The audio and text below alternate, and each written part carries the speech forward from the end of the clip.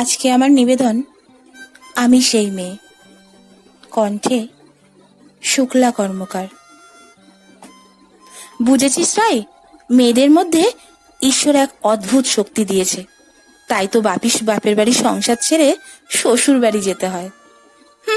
মোটেই না, বরং ছোটবেলা থেকে মেয়েদের বলা হয় তৈরি হও, শ্বশুর বাড়ি একদিন যেতে হবে তোমাকে।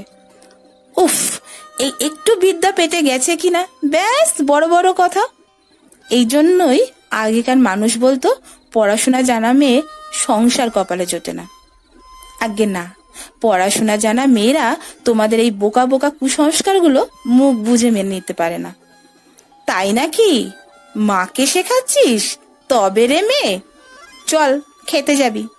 আমাকে কিন্তু মাছের লেজা দিতে হবে। দুর্বোকা, কি যে বলিস।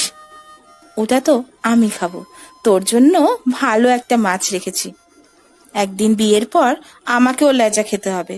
আর খেতে না চাইলে বলবে ওই যে লেখাপড়া জানা মেয়ে, বেয়াদব তো হবেই। কিংবা মা শিক্ষাই দিতে পারেননি। খাস বাপু, কান ধরছি। বুঝেছি, এবার তোর বিয়ের সত্যি সময় এসে গেছে। এই শোন, সেনবাড়ি থেকে একটা সম্বন্ধ এসেছে। বাবা সরকারি চাকরি করে, আর ছেলে দুর্বোকা মেয়ে। বাপের যা সম্পত্তি সবই তো ছেলে পাবে, আর ছেলের মানে তোর। দয়া করো মা, দয়া করে পঙ্গু ছেলের হাতে আমায় তুলে দিও না। তার থেকে বরঞ্চ ওই যে স্টেশনের কুলি, তার হাতে দিও। অন্তত অন্যের বোঝা টানার ক্ষমতা তো রাখে। ধন্যী মেয়ে আমার। এবার নিজের যত্ন নাও, নইলে শাশুড়ি বলবে মা কিচ্ছু খেতে দেয়নি। যেই মানুষটা সারা দিন সংসারে সব থেকে বেশি পরিশ্রম করে আর খাবার সময় ভালো খাবারগুলো সবাইকে দিয়ে নিজে একটু খায়, সেই হলো মা।